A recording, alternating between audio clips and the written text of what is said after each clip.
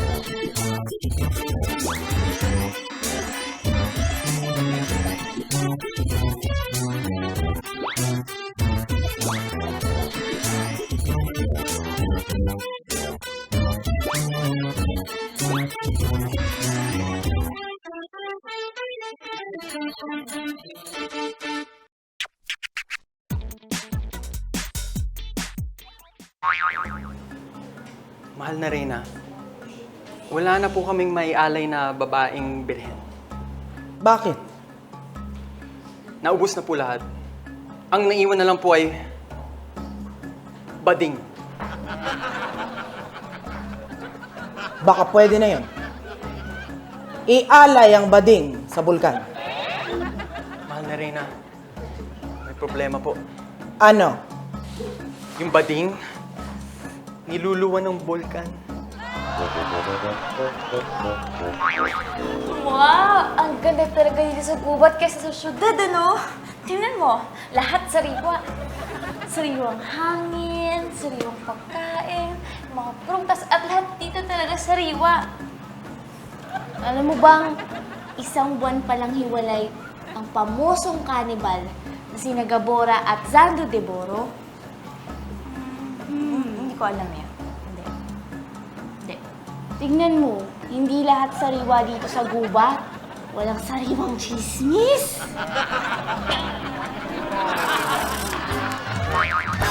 Dahil nahuli kang nagnakaw ng manok ng iba, kailangan kang parusahan. Parang awa niyo na po, huwag na po. Nagutom lang po. Hindi maaari! Kailangan kang parusahan. Mamili ka. Itatapon ka sa dagat at ipapahabol sa pating o ipapasuntok sa unggoy. Ay, magpapasuntok na lang po sa unggoy. Sigurado ka? Opo, opo. Ilabas si King Kong.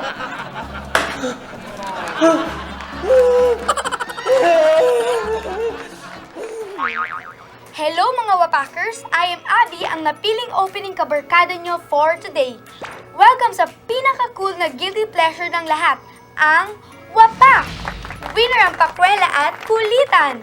Ngayong space age na at marami ng gadgets at kung ano-ano pang pwedeng pagkaabalahan, nakakapagtakang marami pa ring may ganang maging bored. May gana pero bored? Alam mong bored ka kung buong araw ka nang may LSS moment. Giyomi, Giyomi, o Gangnam Style. Alam mong bored ka kung binabasa mo ang nutritional value sa food labels. Alam mong bored ka kung nagsisimula ka ng matuwa sa paglalaro sa calculator. Alam mong bored ka kung nanonood ka ng golf. Alam mong bored ka kung pati ang mga kawawang butiki ay pinipicturan mo tsaka tinipid.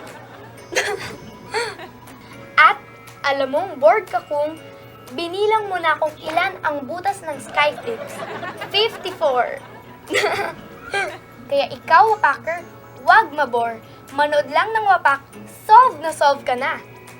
Ito po si Abby, ang opening Wapaker nyo for today. Saying, don't get bored with life. Keep it exciting. Don't wait for it to get bored with you. Sige ka. Next week, ang opening soloista Wapaker ay walang iba kundi si...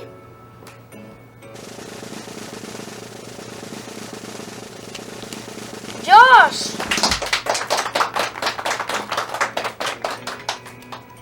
Stick around for more Wapak! Saan po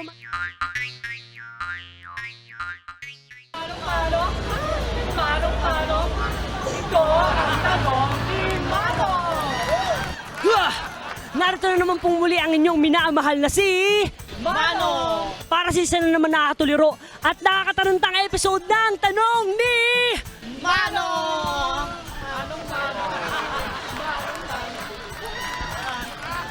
Tara, may tatanungin na tayo. Tara. Saan matatagpuan ng apat na sulok ng mundo? Dapat pasulok sa mundo. Dito sa Pilipinas. Luzon, Visayas, Mindanao. Apat sa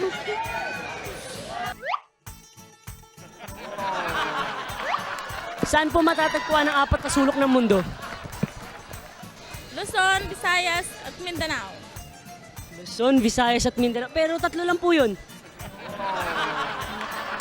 Luzon, Visayas, Mindanao. Tatlo lang po yun eh. Apat ba? Opo, apat. Sprat na. Sus Bradley.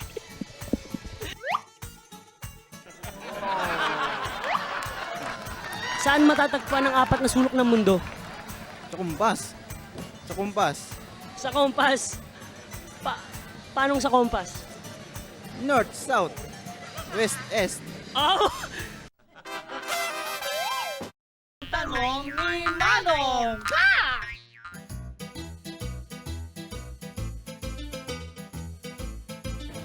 Ano ka ba naman, anak? Bakit ba ganito palagi na ibibigay mong report card? Puro pula na lang mo nakikita ko. Dinaig mo pa ang crime scene. Nay, pasensya na po. Pagbubutihan ko na lang po sa susunod. Palagi na lang ganyan ang naririnig ko. Puro ka kasi paglalaro. Pati dito sa gawain bahay, hindi ka maaasahan. Ano to, ganito na lang? Nak mo? Ay, flat na naman ang itay mo pag nakita niya ito. Sasabihin ko. Oh, darling, okay ka lang? Parang init ang ulo mo. Wala ko. Si Junior no, may ginawa na naman. Kayo na muna mag-usap ni Junior at may kukunin lang ako. Tay, ito po yung report card ko.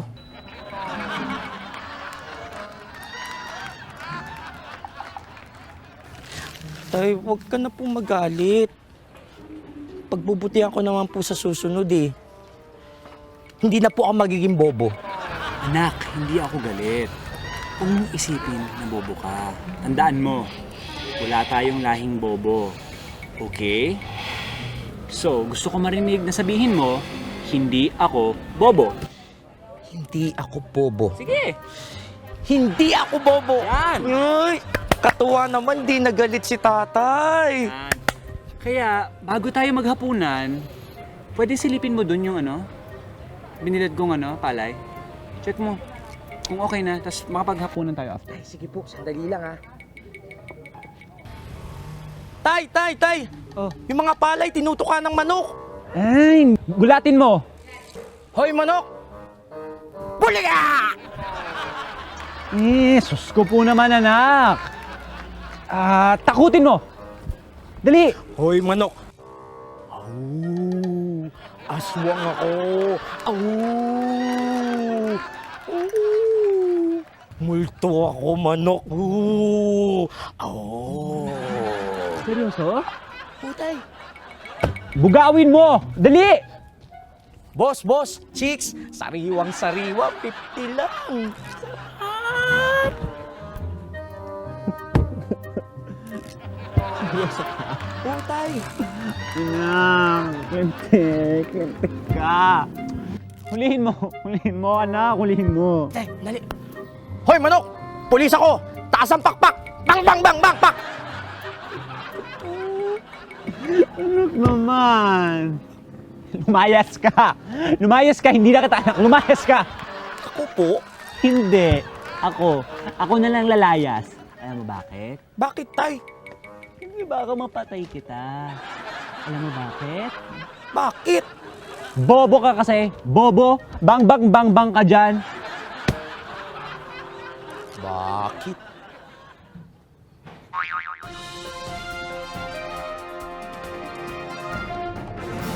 Oras na naman para sa mga malaimtiksyong viral na balita. Ito ang... What's news? Ito po si Bernadette Sombrero. The news is so hot, that's why I'm wearing a hat. Ito naman po si Corny Sanchez, ang Joker na reporter. Nakatawa parati dahil para sa akin, there is no such thing as bad news. Only bad jokes. At ito naman po si Arnold Labo. Hindi natatawa kay Corny at sa mga jokes niyang malabo. Sa ulo ng mga nagbabagang balita, pumanaw na ang pamosong Pilipinong bullfighter na si Rene Mendoza. Si Mendoza ay kilalang pinakasikat na matador na nakikipaglaban sa malalaking toro sa Espanya. Siya ay namatay kahapon nang magbakasyon sa probinsya at nasuwag ng kambing na gagawin niya sanang pulutan. Corny? Yes, ako nga si Corny. That's my name. Tuloy-tuloy lang ang mga jokes at mga balita. Nagkaroon ng heat wave sa probinsya ng Compostela Valley at ayon sa mga may-ari ng poultry farms ay sobrang naapektuhan ng mga manok nila. Ayon sa mga negosyante dahil daw sa matinding heat wave, ang iniitlog ng kanilang mga manok ay puro hard-boiled eggs na. Hard-boiled agad? Di man lang sunny side up. Bernadette? Sa ibang mga balita, isang 70 anyos na lalaki ang nagpasyang magbalik eskwela. Mabilis na pinuntahan ng What's News team ang matanda upang interviewin at napag-alaman ang dahilan pala kung bakit muli siyang nag-aral ay kadahilan ng gusto daw niyang mas malaki ang ma-discount niya sa pamasahe. Kasi nga ngayon, bukod sa senior citizen na siya, estudyante pa siya. Panoorin naman natin ang ating roving reporter na bumisita sa Malabon kanina. Ang reyna ng kalsada, si Love. Ano ba? Love? Pasok? Nandito po tayo ngayon sa Malabon na kung saan meron po tayong kakausapin na isang ginang na di umano ay iniwan ng kanyang asawa at tinangayan ng kanilang 5 anak. Kapanayin po natin sila. Zoom ka, dali.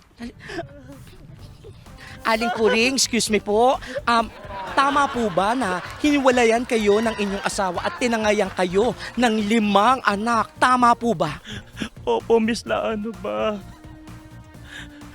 Umiiyak po ba kayo dahil hiniwalayan kayo ng inyong asawa? Hindi po. Ang mga anak ko po ang iniiyakan ko. Kung ganun po, manawagan po tayo. Sige po, manawagan po tayo. Asa po ang camera? Hoy, Poso! Ibalik mo ang mga anak ko! Isa lang sa'yo dyan! Ayun. Ginawa mong mind-boggling at mala-teleserye ang new show namin, Aling Puring ha, in fairness. Well anyways, ako nga po pala ang reyna ng kalsada, si Miss Love. Ano ba na nagpapaalam sa inyo at binabalik kayo sa newsroom ngayon, back to studio. Ano ba? Yeba? Ano ba? Back to studio. Thank you, Miss Love. Ano ba? Sa balitang siyensya, isang planeta ang nadiskubre ng mga scientist. Natagpuan ang planetang ito sa ibang galaxy na kamukha ng solar system natin. Pula daw ang planetang ito na kahawig ng Mars. Kaya lang, mas malaki. At dahil doon, ang malaking planetang kamukha ng planetang Mars ay tatawagin ng mga scientist na planetang Pars? Mars at Pars? Labo. O, Corny. No more jokes, please. Okay, fish fillet! Sa balitang kakaiba naman, dahil sa matinding kompetisyon ngayon sa merkado ng iba't ibang produkto, kailangan gumawa ang mga manufacturers ng out of this world na produkto. Isang beer company ang nag-announce na maglalabas ito ng milk-flavored beer. Habang ang sister company nitong kumpanya ng gatas ay maglalabas naman ng beer-flavored milk. Good luck! Sana may bumili! Okay, Bernadette. Salamat, Corny. Isang kumpanya naman ang naglabas ng vitamins na nagpapadoble sa lakas ng bata. Lumalaki daw agad ang mga muscles ng mga bata at tumatagal ang resistensya. Kaya lang, ang vitamins na ito ay napakasama ng lasa. Dahil dito, nagrereklamo ngayon ang mga magulang ng mga bata. Dahil hirap na hirap daw silang painumin ng vitamins ang kanilang mga anak. Kasi mas malakas ng mga ito sa kanila. Free. At sumayin nyo na naman po ang pinaka-latest na balitaan. Salamat mga ka-trending! Ito po si Arnold Dabo, naniniwalang sa buhay. Walang malinaw kung walang malabo. Ito naman po si Corny Sanchez, naninindigan. Corny man ang joke, at least may effort. At ito naman po si Bernadette Sombrero.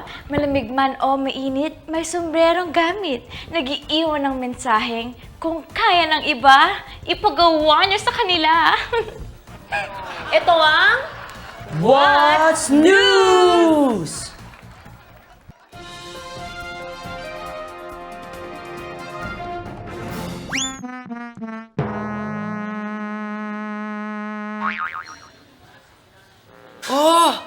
Sabi dito, hanggang gulong daw ang taas ng baha.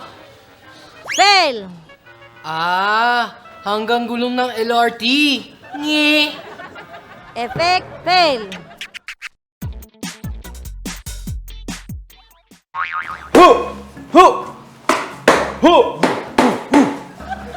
Ano gawa mo? Gawa ako usok. Kausap ko asawa ko kabila bundok gamit smoke signal. Kausap asawa mo? Oo, mahalaga aki ginagawa. Kaso, nahihirapan ako. Nahihirapan ako gumawa salita at letra gamit smoke signal. Ay, mahirap nga yan. Ito, subukan mo. Cellphone. Ha? Madali lang yan. Ano ito? Ginari ko na yung number ng asawa mo. Ito. Ayan. Bundok tayo. Sige na. Phone. yung asawa mo pinaghahalikan ng malaking gorilya. Malaking gorilya kabilang bundok? Oo. Huh! Ako, ganti. Makikita gorilya niyan.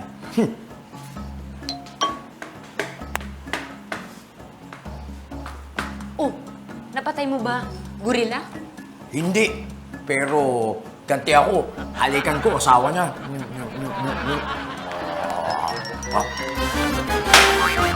Ikaw na naman? Dahil nahuli kang nangaagaw ng asawa ng iba, kailangan mong parusahan. Parang yun na po. Huwag niyo po parusahan. Hindi maaari! Kailangan kang parusahan. Mamili ka. Ipapatuklaw ka sa ahas o ipapatuka sa ibon? No, papatuka na lang po sa ibon. Sigurado ka? Opo. Yan ang gusto mo? Opo. Kawal, ilabas si Big Bird.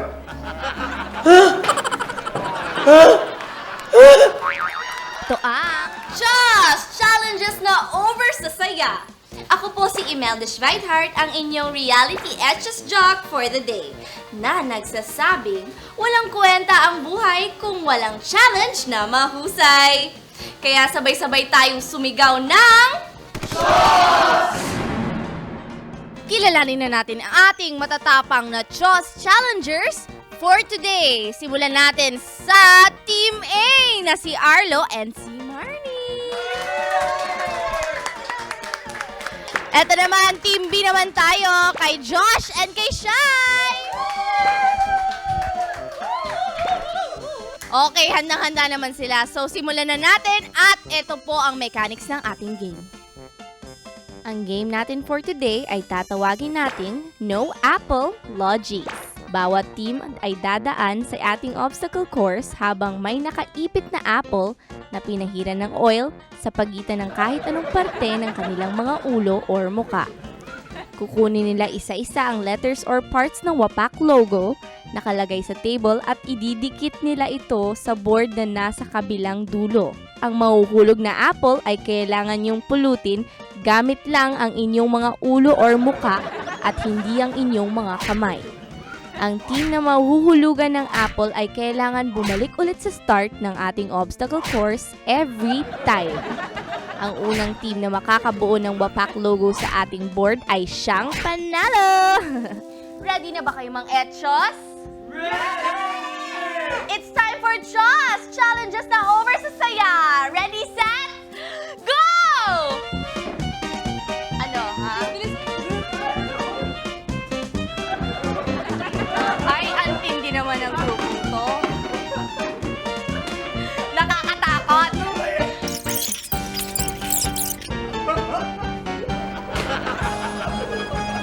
Okay lang kayong dalawa. Nakakadalawa na sila, FYI.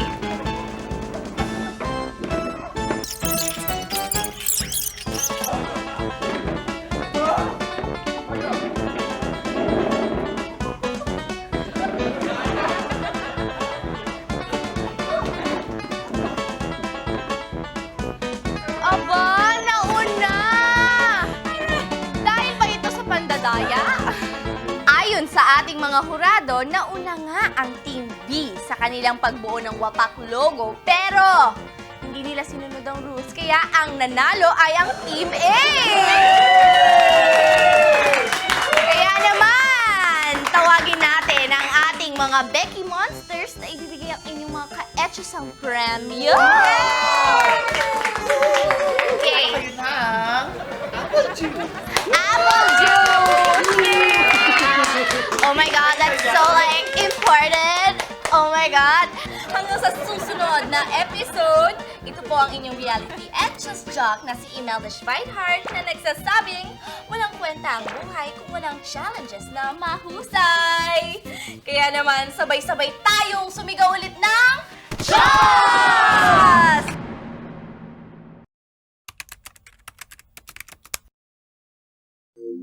What's up mga Wapakers? It's time for Utorial, your source of tips and tricks, do's and don'ts about anything and everything under the sun.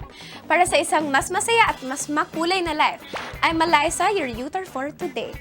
Our topic is how to make pakipot. Kung matatandaan nyo, na ituro na namin dito sa Utorial a few episodes ago ang how to make papansin to your crush. So kunwari, finally, let's say, dumating na ang araw na pinakahihintay nyo at nagtagumpay kayo sa inyong kalokohan, quest na mapansin ni Mr. Right. Now, the tables have turned and it's your time to play hard to get. Bago nyo ibigay sa kanya ang matamis nyong oo, tip number 1. The day has come na nagpapakute at pumuporma na sa'yo si Mr. Right at gusto na umakyat ng ligaw. Play it cool lang and give the excuse na you have an overprotective family. Tulad nito. Excuse me. Can I help you? Pwede ba akong pumunta sa inyo tonight para makipagkwentuhan?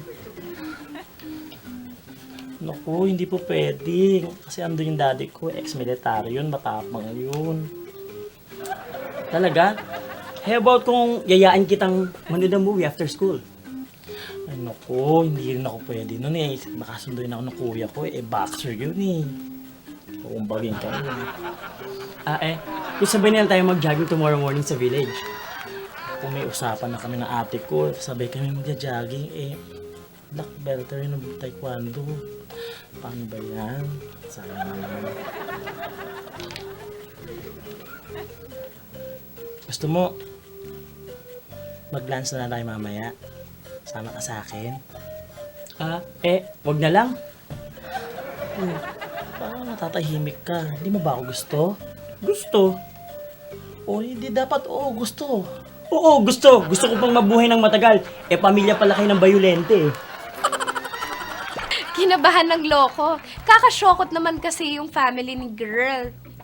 Tip number 2. Kapag hindi effective ang aking first tip dahil natakot mo si Mr. Right, you can also challenge him in a different way. Just give the excuse na conservative ako. Tulad nito. Pwedeng pakis. Ang bilis mo naman. Conservative kaya ako. Di, akbay na lang. Hindi nga rin pwede. Conservative ako. Baka rin galit sa amin, no? Ganun ba? Di, holding hands na lang. Hindi rin talaga pwede. Conservative talaga ako eh. Pwede ba kitang tanungin? Ayaw mo ba sa conservative? Conservative ka mo. Di, conserve ko na lang yung energy ko.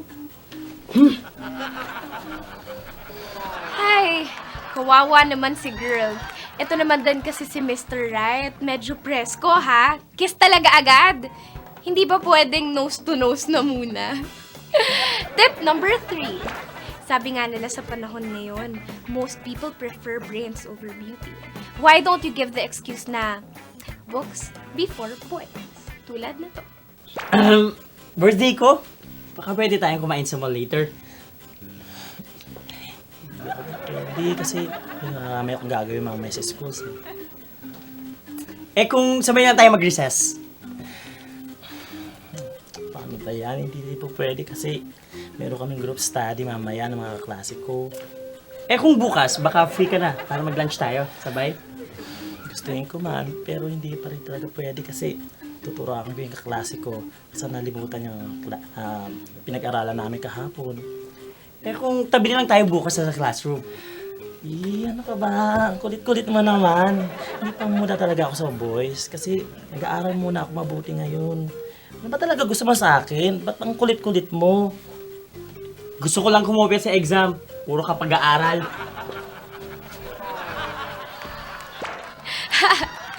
Naman kasi si girl. Wala talagang kainan maghapon ng drama at puro aral. Hindi ka kaya himatayin yan sa gutom. Tip number 4. Come to think of it, dapat ang girls ngayon hindi lang maganda at hindi lang din matalino. Dapat you should project to have an active social life. Para mas well-rounded ang dating at malaman ni Mr. Right na marami pang iba na may gusto sa'yo, tulad nito. Can I invite you sa birthday ng friend ko? Malapit lang din sa house niyo. Naku, busy ako kasi makikita kami ni Edward. Go Team Edward, go! How about bukas? Mag-milk tea tayo. Naku, hindi pa rin talaga pwede kasi busy ako. Nag-promise ako kay Jacob. Nakikita talaga kami. Excited na ako. Kailan ka ba free? Dali nga at check ko dito sa calendar ko. Monday, kukunin ko yung laundry. Sa Tuesday, pupunta kami ng nanay ko sa palengke. Paano ba yan? Hindi kita maisisingit sa schedule ko. Isa na lang ako dito. Nasaan yung kausap ko? Girl, it's fun to have a busy social calendar.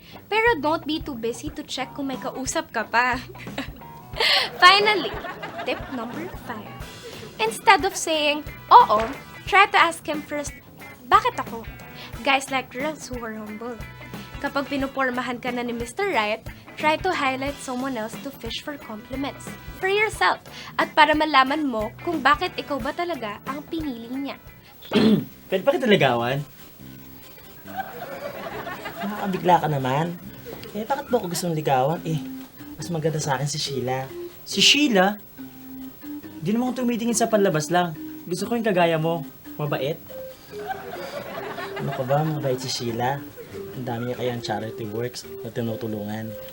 Ganun ba? Wala kasi sa kanya yung katangian na hinahanap ko sa isang girl. Gusto ko yung kagaya mo, maganda, mabait, tapos friendly pa. Ano ka ba? Mas friendly si Sheila kaysa sa akin. Yung FB account niya, 20,000. Yung Twitter account niya, 50,000. Hindi friendly siya. Pero ikaw ang gusto ko Matalino ka kaya? Niloko muna ako yan. Hindi mo ako matalino Si Sheila matalino. Best in English, best in science, best in social study, best in math. Lahat nga ng best pa di recess, best siya. Ano ba? Oo, ano? Oo, tama. Si Sheila lang ang liligawan ko. Thanks sa tip, ha? Hi. Someone mentioned my name. Hi, how are you? I'm very fine. Oh, Ganda mo ngayon. yes, thank you. Tara, mas tayo. Baka. Ha? Hi. Agaw na siya sa akin. Ganda ng face ni Sheila, ha?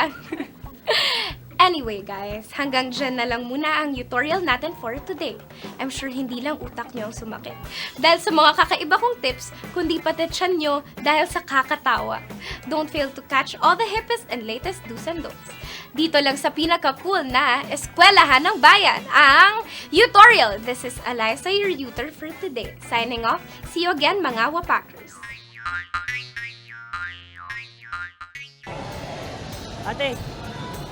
Ate, may tatanong lang po sana ako. Saan matatagpuan ang 4 na sulok ng mundo? Malamig. Sa tingin niyo po saan?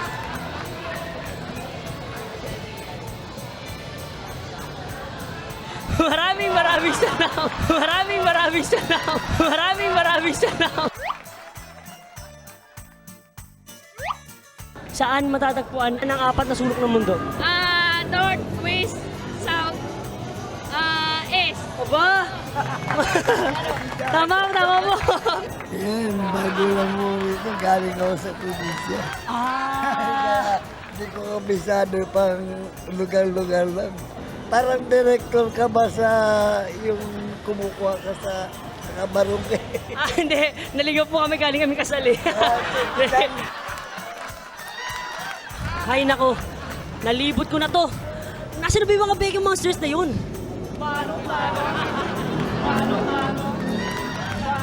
Saan ba kayo galing? Kanina pa ako naghanap sa inyo. Well, mga Wapakers, sana nagustuhan yung episode namin ngayon sa Tanong ni Manong! Hanggang sa muli, abangan nyo ang mga susunod sa Tanong ni Manong!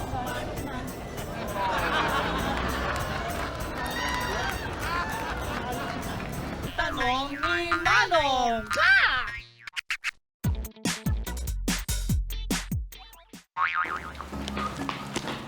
Og, yung bulkan! Yung bunganga ng bulkan, lumulunga ng putik. Ang init-init nun. Tapos, umaapoy na bato. Oh! Ano ngayon? Eh kung ikaw yung may mainit na putik at umaapoy na bato sa bunganga, natural, iluluwa mo yun. Talagang matindi ka? Ikaw na naman? Dahil nagnakaw ka ng hayop ng iba, kailangan kang parusahan. Parang ako yun na po, huwag niyo po parang... Hindi maaari! Kailangan kang parusahan. Mamili ka.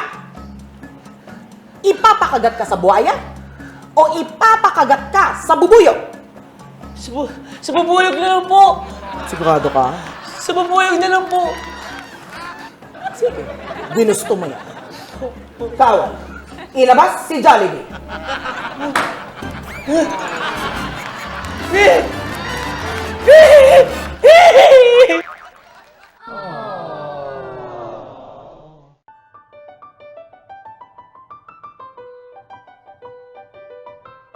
Maganda naman. Ang sweet naman nila, Ang sweet niya naman. Kami din.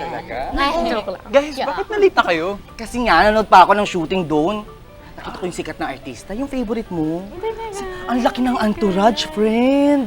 May mga kasamang fans, reporters, pati mga staff niya. Tapos, sinundo pa siya nung director ata yun na naghihintay sa kanya. Grabe! Ang dami naman pala. Picture na ako. Pero well, wala ka pa rin sa nakita ko, friend. May nakita ka din? Oo, isang sikat na politiko. Ay, Well, sino yan, ang laki friend? ng entourage niya.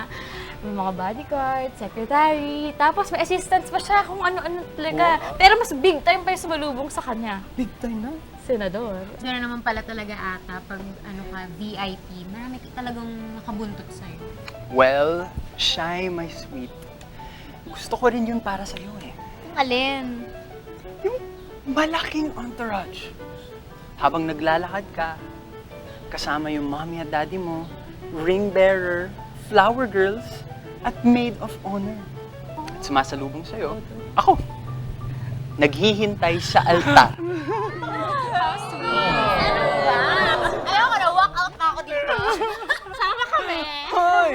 Dito ka lang.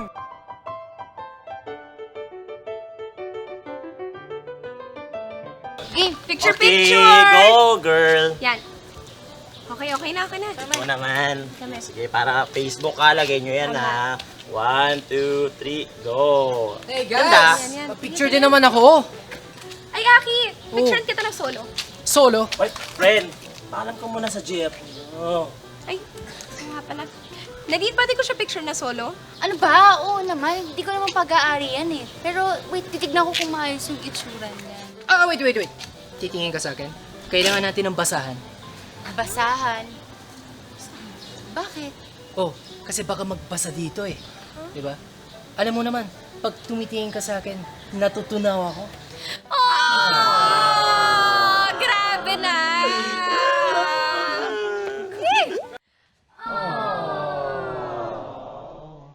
Kita-kits next time dito lang sa... Wapak! Winner